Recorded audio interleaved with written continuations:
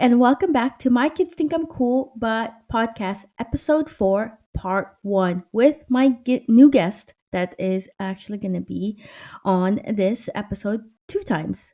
So, how are you guys liking the episode so far, broken up into 2 parts? I know it's only one episode that I've released that had 2 parts, but so far, what are your guys' thoughts on it? I would love your feedback because the only reason why I did it is because I feel like the guests had so much to talk about, and also I want to get to know them more, and also have the listeners get to know them more. So I really want to know what your guys' feedback on this season 3, split up into 2 parts. So yeah, let me know either in social media or on email. I'm in all those platforms, so just let me know. So now for the next 2 episodes, I will be interviewing Maria Madsen from Mexico and the US. Maria lives in Denmark with her Danish husband and 2 kids.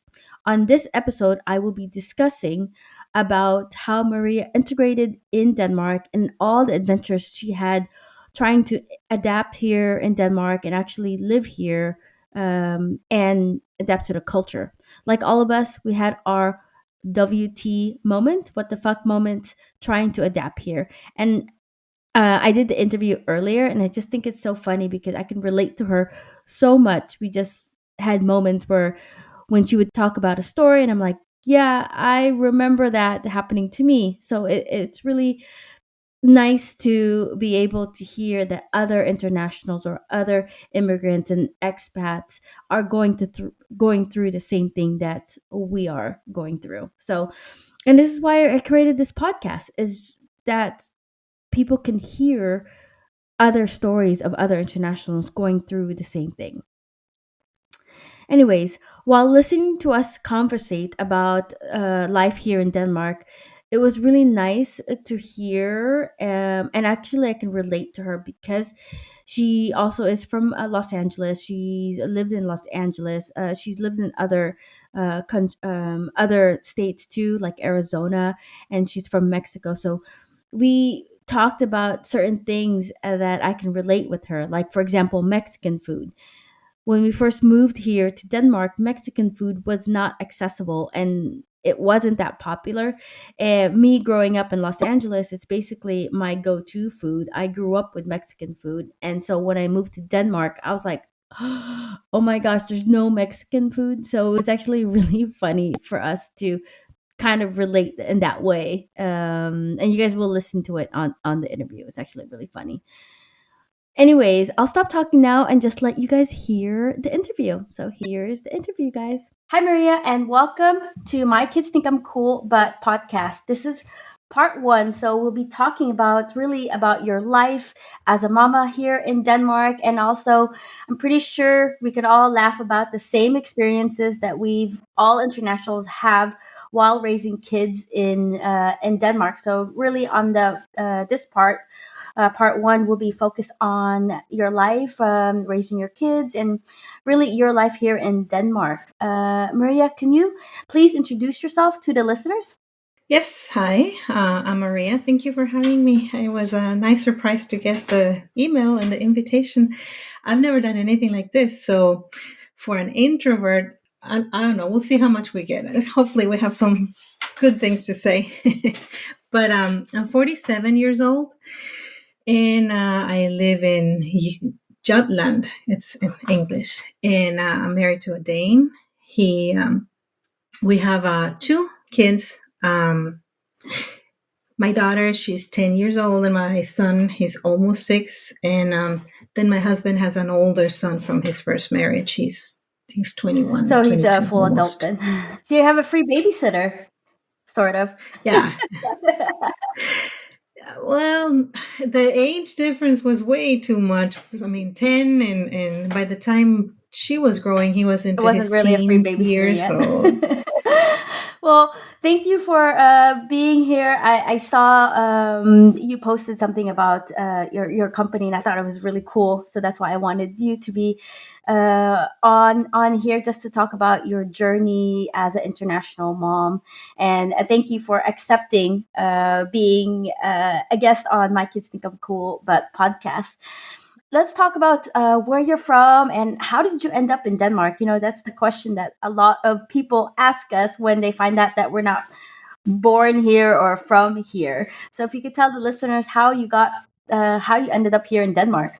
Well, it was in 2010 that I moved here, and again because I met my husband and we got married first in New York. We had a ceremony, so a civil wedding, so that I could start the paperwork, and then once I was accepted, then I could move to Denmark. So it'll be our 13th wedding anniversary now in the Valentine's Day. And then by the summer, I already had the approval so I could move. And I had to sell my house and pack everything and move over here. I I use my Volkswagen. I have a 64 Volkswagen, a black bubble. And I used it as my friends say I used it as a packet. What is it? A packing, your packing bag, because I stuffed it with as much as I could and just shipped it. I came to visit Denmark twice before I moved, and I just saw how expensive everything was, and I better pack that thing with as much as I can. So I had two Chihuahuas that came with me. So I had even food for my Chihuahuas. Of course, they sell food here, but I was afraid I wasn't gonna find that, so I bought like a 20-kilo bag so that it could last until I could find the right food. So that came, I guess it went south because it left from California. So I guess it went through the Panama Canal and then we picked it up in Copenhagen. I still have my four dining chairs. I had two leather chairs, two coffee tables. I mean, the thing was packed. You could just sit in it and move it, but everything I could stuff, I sent it. Then I lived in Phoenix, Arizona, in for 16 years before I came here. But I was actually raised in Mexico at the border, so I'm a border town girl. And until when I was 18 years old, that's when I moved to the U.S. because I was born in the U.S. So I knew at some point I will have to go over there and study. So I went over to the U.S. and studied graphic design. And then I ended up living there and working there for 16 years until I met my husband and married and then moved to Denmark. So it'll be right now I'm like three thirds of my life have been lived in different countries. So I'm at a point now where I don't know where I come from, it's like or what I feel most attached to. Yes, It's I totally understand you because I'm also in the same situation where I was born in the Philippines but raised in the US. So and then now I'm raising my kids in Denmark. So when people ask me where you from, it's like a big whole explanation, correct? It's like, yeah, I'm from here, but I grew up here, but I live here.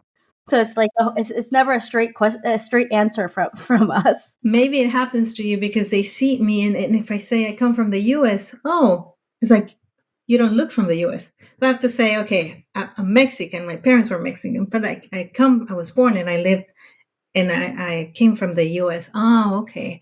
But it's like you have to go through all this explanation. And then when they ask me about my parents, oh my God, that's another one. Because it's like, how many brothers and sisters do you have? I don't know. you know, you know, I've never counted them fully because we don't know. It's so funny. So, You never it's like it's so hard to explain when you come from multiple countries. It's so hard to explain to someone that only came from one country.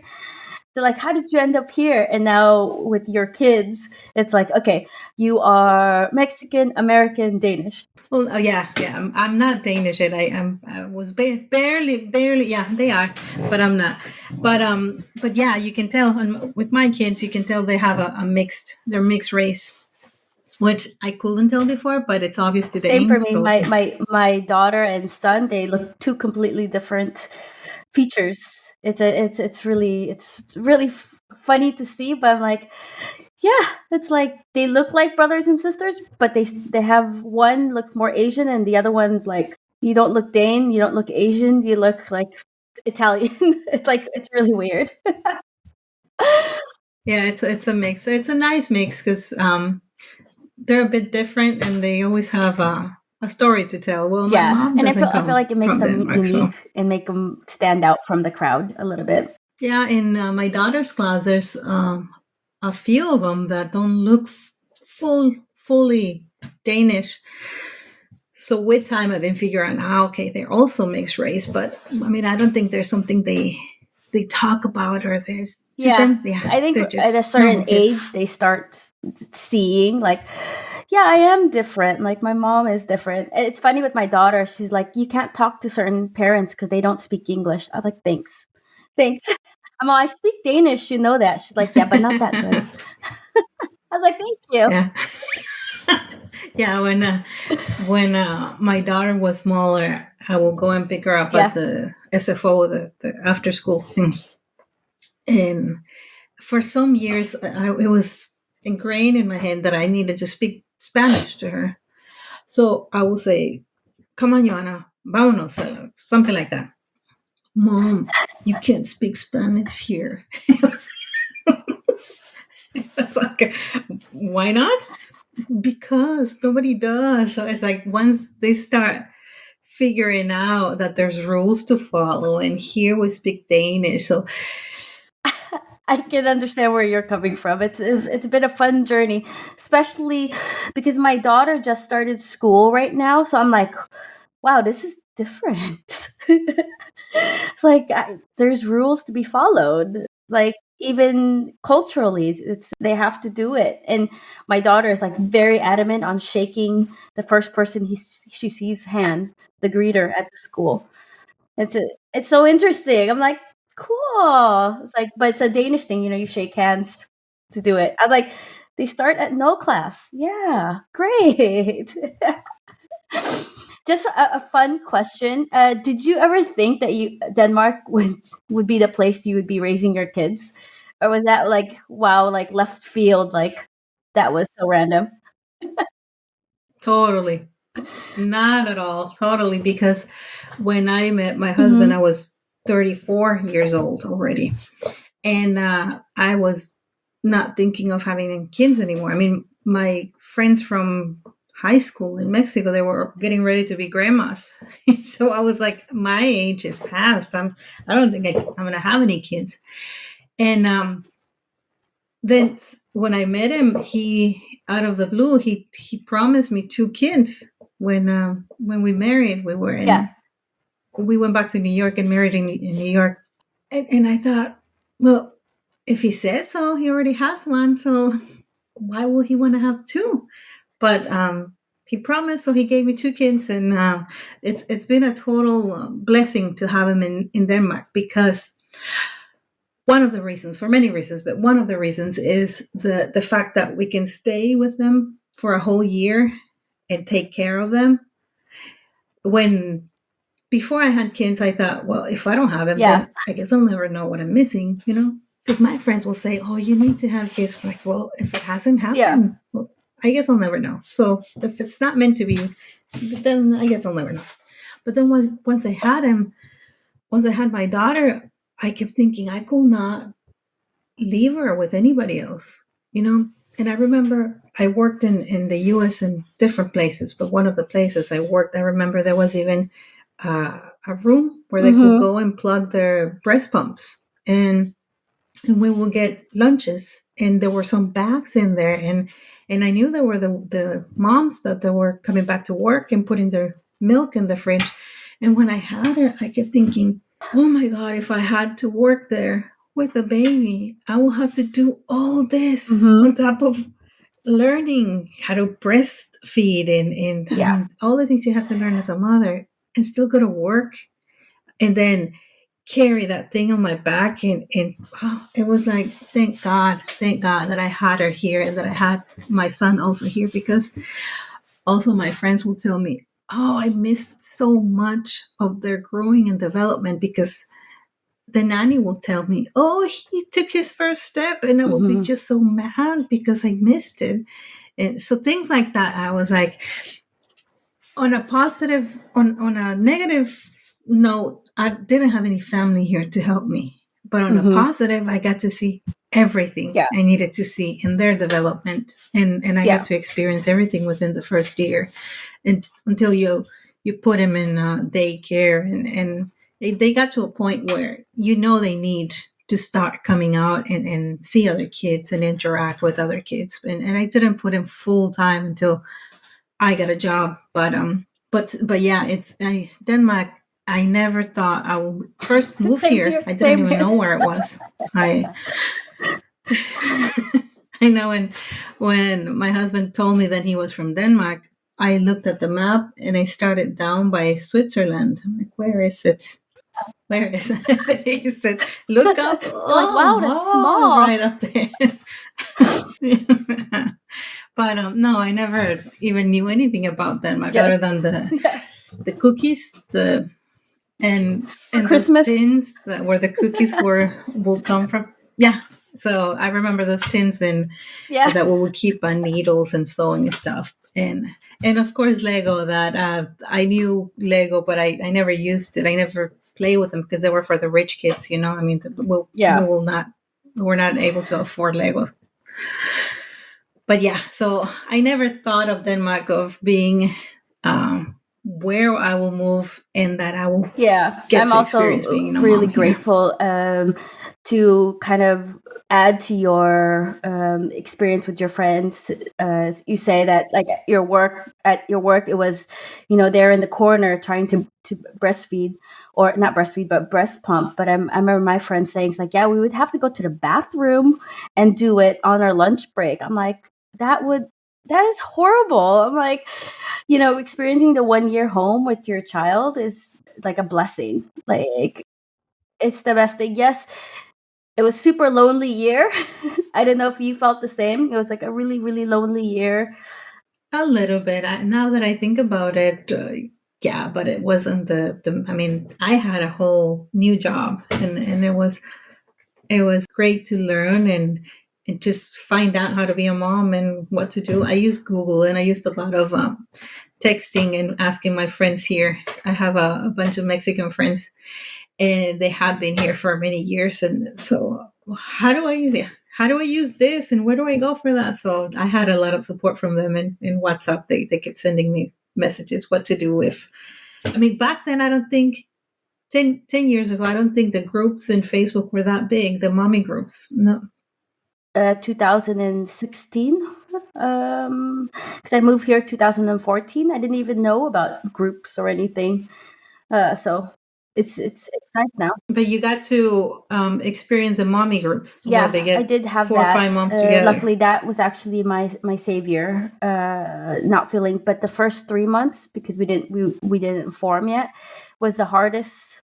Because I was like you said, there's no family or anyone to support, and then I came here for work, so I never really developed any friendship.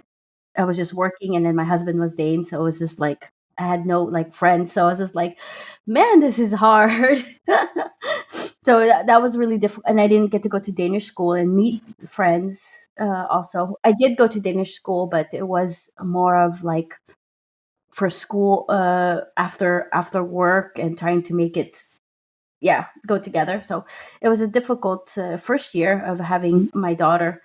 But now, if I could take it back, I would want her to be small again, because now I miss them small. It's so weird. It's like you Yeah, can't yeah, wait for them to I grow know. up. But now I'm like, I sleep with them every day. Yeah, I sleep with them every day. I'm like, no, I don't want you to grow up.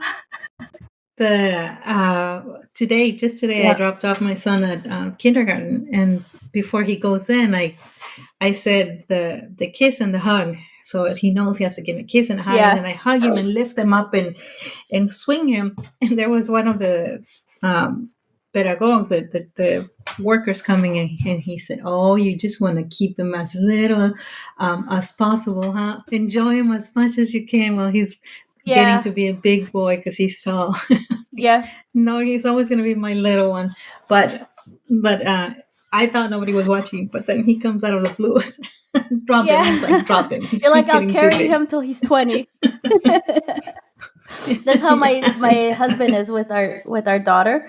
He's like, yeah, I'm gonna keep kissing her and smothering her till she's 40 and giving her kisses in front of her friends. I'm that dad. I'm the embarrassing dad. Yeah.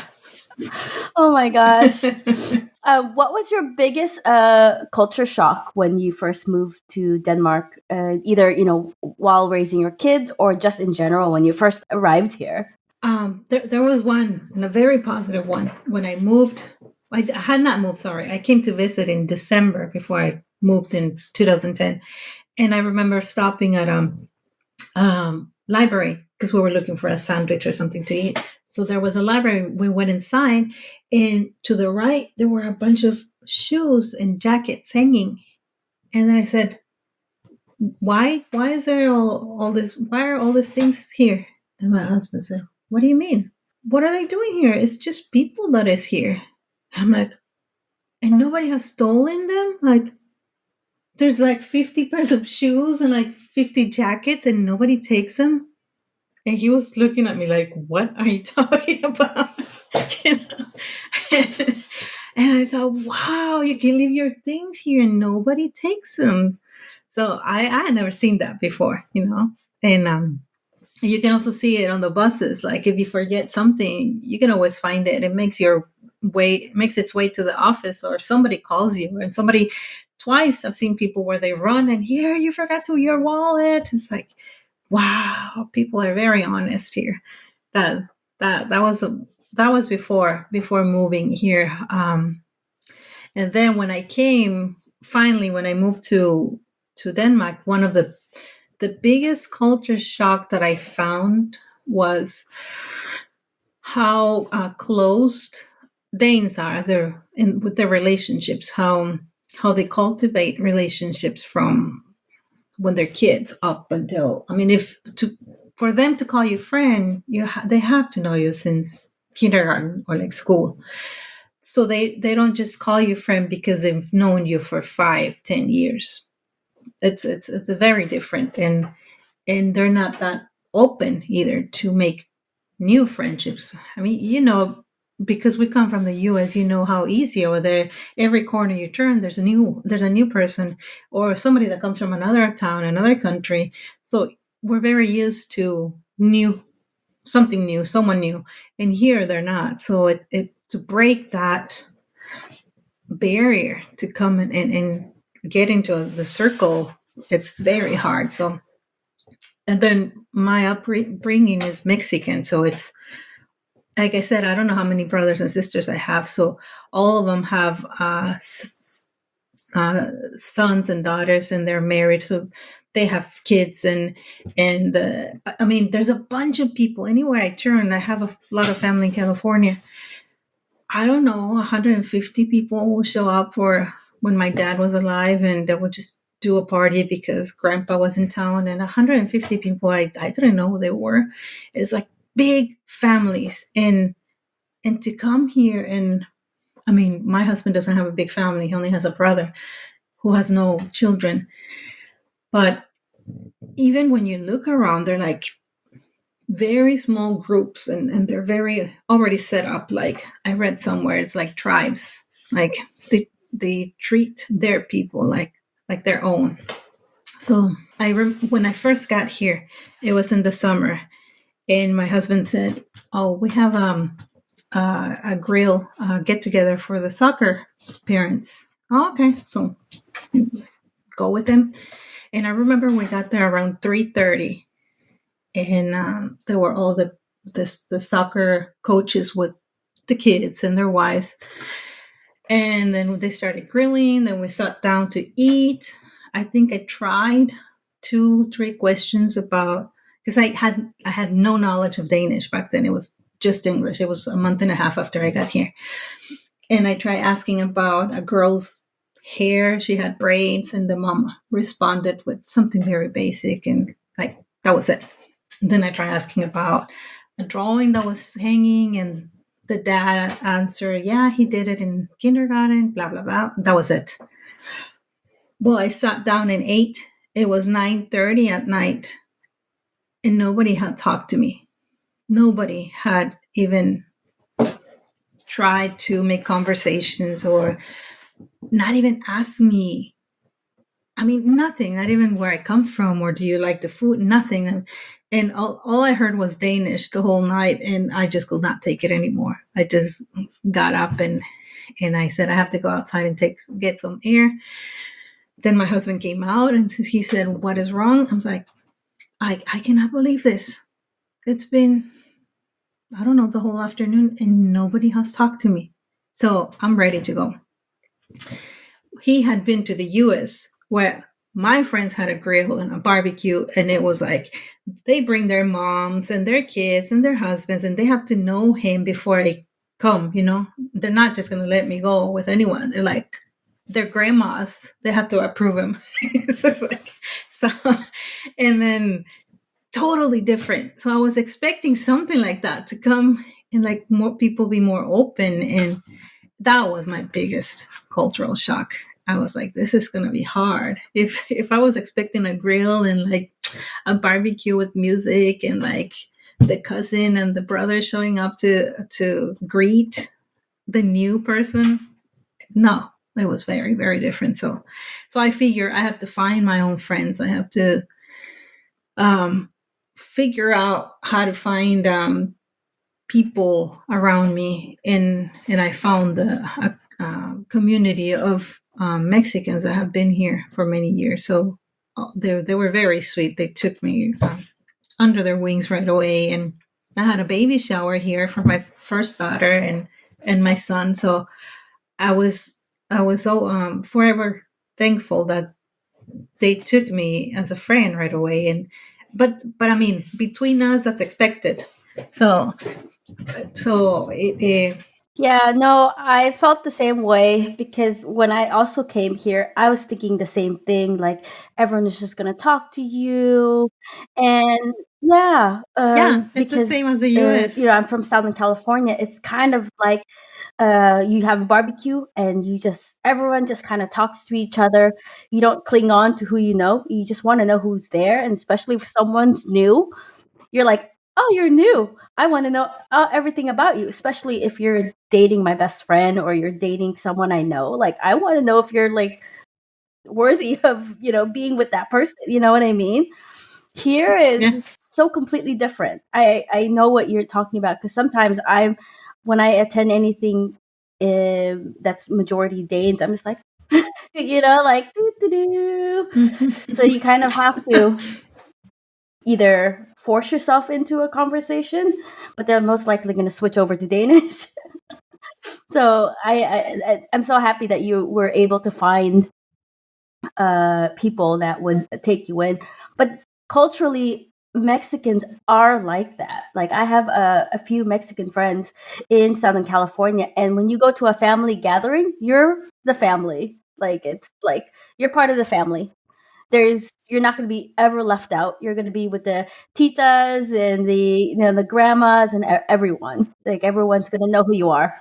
There's and they don't let you get bored, you know. It's like if they see you falling asleep or something, no, they get you and they start feeding you. It's like, are you hungry? So then you get food. It's like you're not just gonna sit here and be bored. You're gonna talk and Yeah, be and entertained, and you're have gonna tequila if it's eat. there. So So I definitely that's one of the things that I do miss here in Denmark, and I usually I'm an entertainer. Like I love having people at the house and stuff. But now, here in Denmark, entertaining is so different, right? Everyone sits around a chair, and I'm just like, oh, I can't do that anymore. Like I would like just to have food. Yeah, I would just like to have food on the table, and then everyone just eats when they want and walk around and talk to each other, and it's just not like that here. no, but you know what? It's a great way of practicing Danish when you're at this parties where you have to sit for like 7-8 hours. I found myself being very fluent in Danish after the second red wine glass. Yes, it does. It definitely does.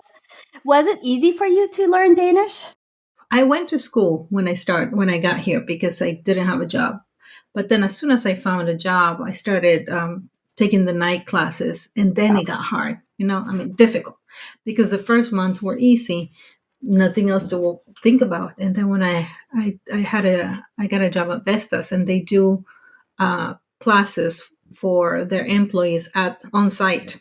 Then that's when I figure, oh, it's going to get difficult, because Mm-hmm. the corporate language was English. So I think that Mm-hmm. was what pushed me back, the job at Vestas. And then I had my daughter, and it took me 2 years to find another job. And it was also the corporate language was English. It was in Lego. So I we're talking about, by then it's like 5 6 years, 5 years. Then I ended with Lego, Yeah. and I had my son. Mm-hmm. So it was still not needed. I knew enough to communicate, but then my last job, it was only Danes, and they were using other languages because to sell. And I mean, a lot of sales reps spoke other languages, but the basic was Danish. It was there when I found out that I found myself using more and more Danish. I'm not. I don't think I'm grammatically correct ever, and I can never be. And I don't want to go back and study again. So I think it's good enough to float, move around. But if I had to read documents like that come from the doctor, or like a court document, it's like way too complicated.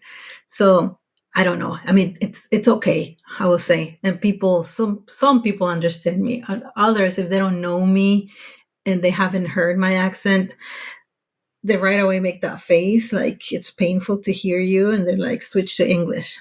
But the majority of my kids' friends, parents, they know that I'm not from here, so they do an effort. They make a good effort to continue the conversations, and connect the dots. I would say I had a really good coworker that she helped a lot with that, with connecting the dots. Like, she will You're finish like, my thank you. sentences, and I was like, yeah, we all need one I feel like in like life, her. just in general, life in Denmark, we need someone that just finishes their sentences, because right now it's like I get stuck in a word and then I switch to English. So my language is basically the English, because I'm like, hvad er et ord in dansk? It's like, I can't think of that word in Danish. So they'll usually finish it for me. But in my case, like, I think in Spanish first. So then, if I have to translate from Spanish to English, it's faster. But if I have to translate Spanish to Danish, it gets like choppy. But when I get mad, that's when it's bad, because you want to scream and say something and move, like say it, but like it's like you start, your wheels start spinning, and it doesn't come, and then by the time you say, you're not that mad anymore. So it's like you missed the meaning behind it. It You're doesn't like, which come, the language feeling do you doesn't come. choose?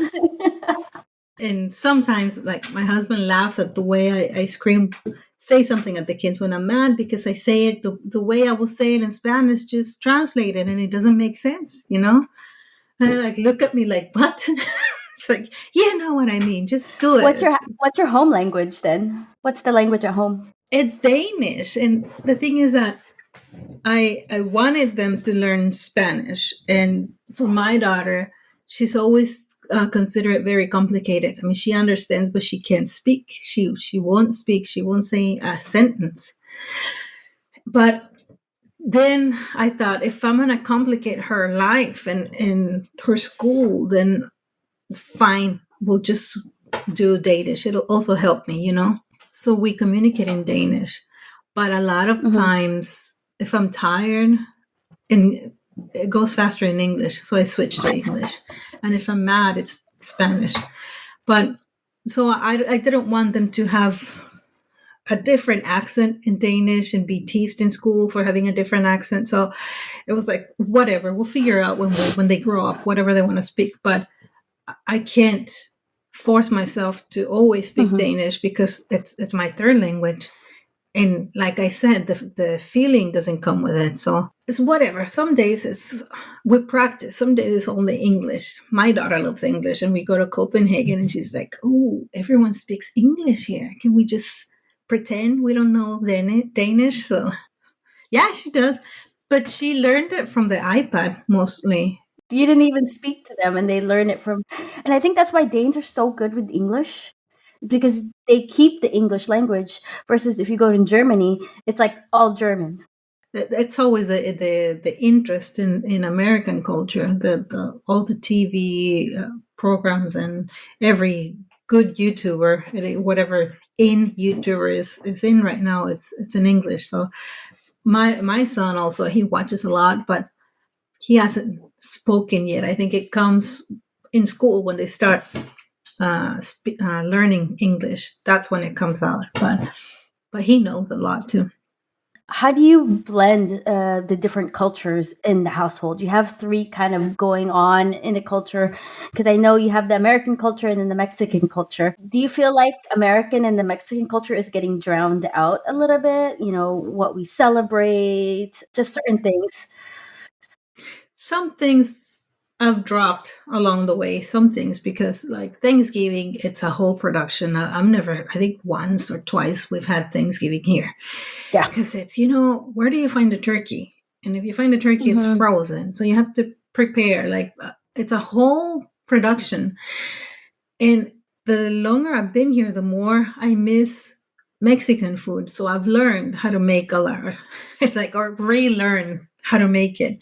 I think that I thought were too complicated. I just look it up in YouTube and it's like, they're not that complicated. I can do it. So then it's finding the ingredients and I do it. We've tried to do the Day of the Dead a couple of times, and where we go to a friend's house and Yeah. we set up an altar and remember the our family and friends that have passed on, but wouldn't do it every year. But I try not to focus or like worry too much on what am I gonna teach them and how is my culture gonna prevail, because it's Hmm. them the ones that decide anyway. I mean, you can teach them and show them who you are and what you've learned and where you come from, but that Yeah. doesn't mean they're gonna continue doing it or they're gonna even have an interest. Where I have succeeded, and I'm very proud, it's the piñatas. Every birthday party, I bake a big piñata, and like my kids decide what theme.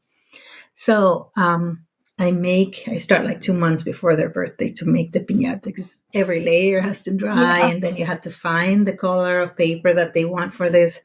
I've done for my daughter. She's into horses, and when she was little, so it was a unicorn, and then there were My Little Pony, and then I did also a panda, and I did when she was a baby, I did a castle. For my son, I did 3 years of dinosaurs. Oh, I was like, no, not another one. But I think this year he's finally switching Okay. to Pokemon. So I have to find Pikachu. yellow paper for Pikachu this year. So it's like the biggest day of the year when I do the piñatas for them because they dream about it.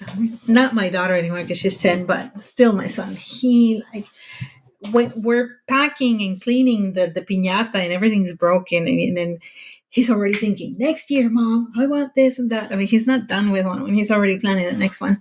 But so that is like something that I can see that gives him so much joy. And on the other hand, it's like gives me so much power because I sometimes he doesn't want to go to bed or he doesn't want to do something, clean his room, and then all I have to say, mention, is a piñata. He does it right away. Last week he didn't want to go to bed, and I said he wanted to sit by me and watch TV, and all I did was I turned around and I said, I was looking for Pokemon characters today because I was thinking of doing your piñata in Pokemon. But if you don't listen, then I wasn't even done saying it. And he just looked at me and looked panicked and he just disappeared, like jumped off the sofa and ran. He knows that. That's the worst thing, you know. If I don't do a piñata, then he's not gonna have a party. He's like, oh no, no, it'll be tragic. So I mean, nobody else can do a piñata for him. So it's like I hold that power. When I first moved here, pinata, you could not find it. Like, it did not exist. It's starting to pop up a little bit, but yeah, the little ones. Also, going outside the Danish flag decoration is also a really big thing now. Yes, Yeah, yeah. because You notice that? before it was always Danish flag, but I think in the last 4 years, now people are having unicorn theme or just different themes, and it's actually nice to see. That's of course the American side coming out. I'm like, where's the theme? I need a theme. I can't just put a Danish flag on the table. It needs to be princess, Mickey Mouse, dinosaur. That was also a cultural shock because I came. I'm like, there's no party city here. No, what do you do for parties? Nothing. Like there's they just put the flags and they don't even do a cake. It's just like the bread with butter. And I was like, no, no, that can't be. so so I had to keep an eye on things and see what could I use to adjust to use for like a Dino year. I found some bamboo plates and some Oreo that came already crushed, so that was a dirt, and you know, like things that you find at the store. You have to use your imagination and see. Yeah, I was sometimes before. Now you can find stuff online, but I remember calling my mom. You need to send me a box. I was like, I need things from the U.S. They don't have it here. Yeah, Yeah, even though it's super the care expensive, but I'm packages. like, Yeah. I don't care right now. But now you can find things here and everything. So, does it make you sad that your kids won't be able to relate to the way that the way you grew up in Mexico or in the U.S. like they are here in Denmark? Not sad because even if I wanted, if we were in the U.S. or Mexico, the world is completely different right now. They won't experience the same that I did, and not that I experienced the best life I could have. I mean, I remember dreaming about Mm-hmm. seeing green grass in my Opposite backyard because Arizona. there was just dirt. Yeah. It's a desert, yeah. And it was like I always wanted something green and pretty, and it was always hot and dirt outside. So I think you Mm-hmm. have to use what you have and count your blessings. You know, if I wanted to give them this or that, maybe they Mm-hmm. won't like it. Maybe they won't appreciate it. So I always think I'll give them the best I have with what I have right now. And the thing is that when you see them happy, it doesn't matter if you're here or there or wherever you are, as long as they are happy and thriving and learning and having friends and just being healthy, happy kids. That's what I will value the most. Of course, I would like them to have a family and cousins and but if that can happen here, I mean, we have some family in Copenhagen that we try to see as much as we can, but they don't have the 170 cousins in LA. But I see them happy, and I feel that we're giving them a clean, good quality life here and more of a secure life, like without the yeah. How does your kids feel when you go back to LA, when you're visiting with, we have such a big family? When I take my kids back to LA, they just absolutely love it. First of all, because of weather, they can just go out in flip flops. But you have such a big family. Like my family's not that big, but do they get a little bit overwhelmed, or are they excited, or they're like, Mom, who are these people? Well, no, we haven't been back and seen all of them. I mean, we've seen groups when we go back, but they haven't seen. I don't think we can ever get them all together. But they love the fact that there's so many things in the U.S. and I remember we went. I don't know, like 4 or 5 years ago, and my son was little, and we didn't take iPads, or there was one iPad, and they just had it in the car, but we landed in Los Angeles and went to Queen Mary. We stayed at the Queen Mary, and they just kept looking out the window the whole way. Like they never even remember they had an iPad because there was so much to see. Even driving by construction, they were just staring up, looking at, and it's a whole different world. So they love the fact that we can just get into a swimming pool over there. They love the fact that they can walk around with short arms, with t-shirts. Ooh, how cool is that? I mean, the simple things that you think, how do they even think about it? It's so great for them to just feel another kind of atmosphere, and they love going to Walmart and seeing all kinds of different candy. Like, wow. So, and toys, yeah. My daughter wants to go right now because she's seen so many YouTubers, and they can see that Walmart sells YouTubers toys, and so yeah, it's I think it could be overwhelming. I think for them if we were to live or move there, who knows? Because we went to Paris. I took my daughter to Paris last year, and she didn't like it. I mean, she liked the fact that we went to the Eiffel Tower and pretty cool places, but then when she saw a lot of people, you could tell she was like overwhelmed. And then I asked her, "What's wrong?"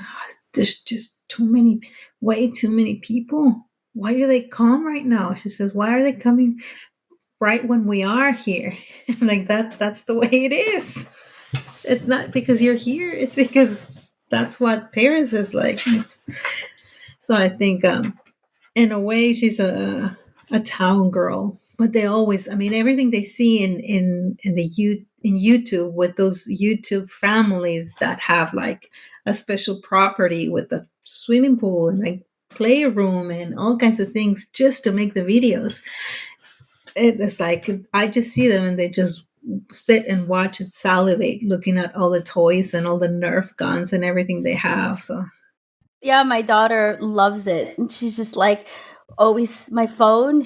I don't even realize it, but my phone is full of photos of YouTuber toys that she wants to get when we go back to the US. Walmart is one of the stores she knows. She's like, we're going back to Walmart and Target because that's where all the all the toys are. And to her, that's like Disneyland. I'm like, oh my gosh, these YouTubers are making false accusations of America. Last question for this part one is any tips for international parents, moving to Denmark or even first time parents? They've lived here in Denmark and then they're just becoming a first time parent here in Denmark. Do you have any tips for them?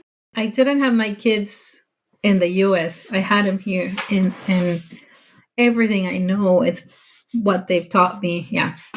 But what I can tell is if you're moving with children and you're the worrisome type of person like me, where I get a headache and I think it's a tumor and I'm going to die. If they're that type of parents, then you need to move with all kinds of remedies and like things you use for, like, I don't know, baby aspirin or the fever patches, anything you can to bring from over the counter.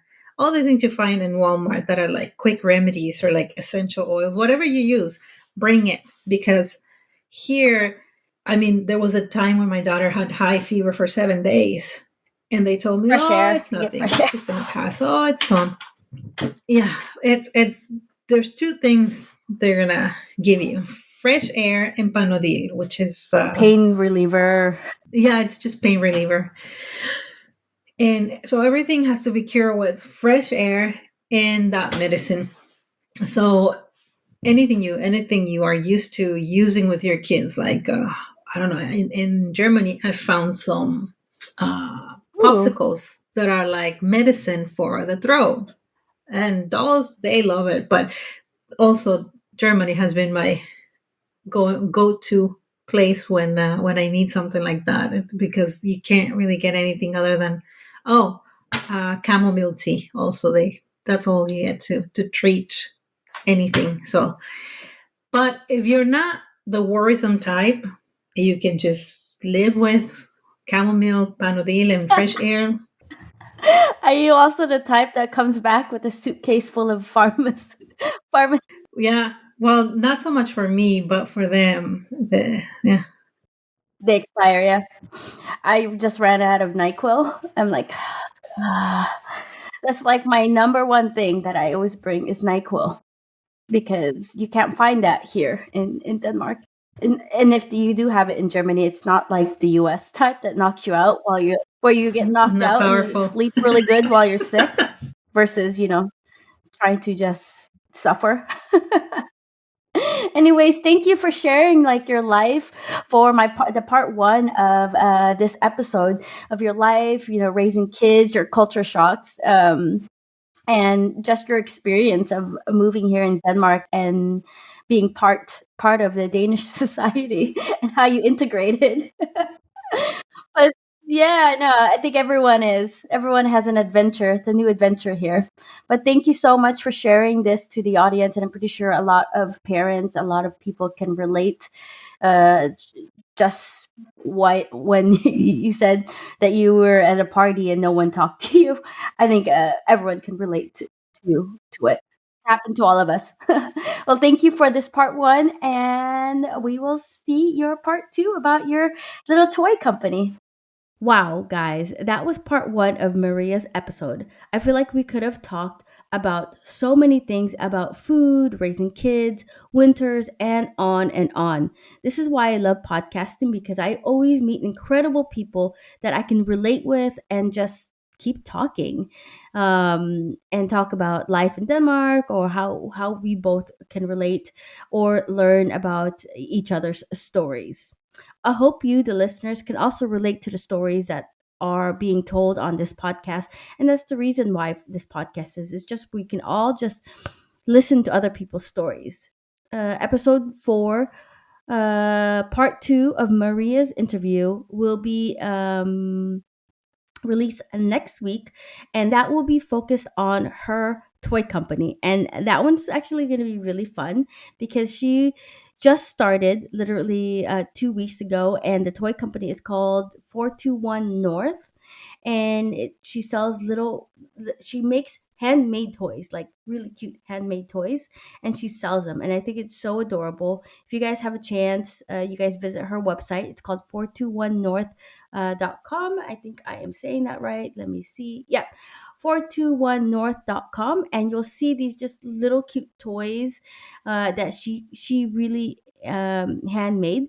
So she will be talking on the part 2. She'll be talking about how she started that business and how she got into it. So I'm really excited for to share that episode with you guys. Subscribe to my new YouTube channel, and also head over to my TikTok or Instagram for fun posts about life as a podcaster or just life in Denmark, because I share a lot of just funny things that happened here in Denmark, or just relatable things that are very short clips. So, anyways, watch out for Maria's episode, part 2, next week. And thank you for listening to this episode. And listen, laugh, and enjoy our adventures of living abroad.